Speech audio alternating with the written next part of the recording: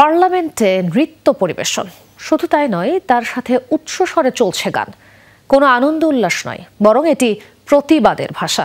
নিউজিল্যান্ডের পার্লামেন্টে এই অভিনব আন্দোলন জানান দেশটির নৃগোষ্ঠী মাওরির এমপিরা, যার কারণে জোরপূর্বক বন্ধ করতে হয় সেদিনের অধিবেশন।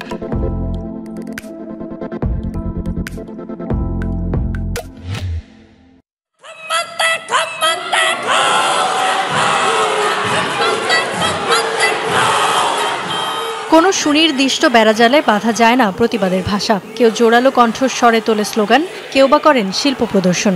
নিউজিল্যান্ডের পার্লামেন্টে হলো তেমনই এক ভিন্নধর্মী প্রতিবাদ। মাওরি নৃগোষ্ঠীর এমপিরা একযোগে গাইলেন ঐতিহ্যবাহী গান, সাথে পরিবেশন করলেন হাক্কা ড্যান্স।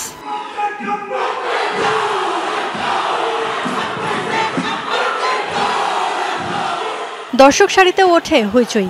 বাধ্য হয়ে বন্ধ ঘোষণা করা হয় পার্লামেন্টের অধিবেশন। প্রায় 200 বছরের পুরনো ওয়েইতাঙ্গি চুক্তির সংস্কারে বৃহস্পতিবার ভোটাভুটি চলছিল কিউই পার্লামেন্টে। তার বিরুদ্ধেই মাওরি এমপিদের এমন নাটকীয় প্রতিবাদ।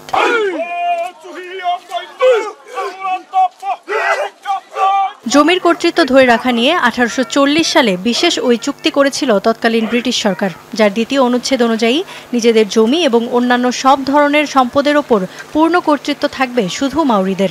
184 বছর পুরনো এই চুক্তির শর্তাবলীর স্পষ্ট প্রভাব রয়েছে দেশটির আধুনিক আইন ও নীতিতেও, যে কারণে বৈষম্যের শিকার হন সাধারণ নাগরিকরা। এমন অভিযোগ তুলেই গেল সপ্তাহে পার্লামেন্টে এ সংক্রান্ত আইন সংস্কারে বিল উত্থাপন করে সরকারের শরিক এসিটি নিউজিল্যান্ড।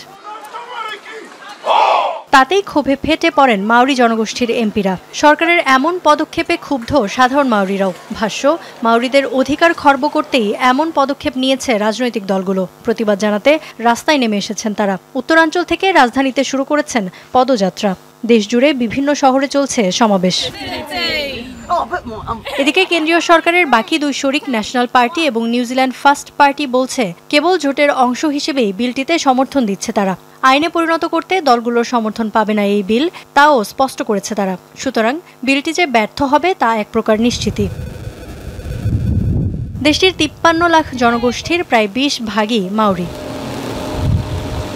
ইফাতারা খন্দকার, যমুনা নিউজ।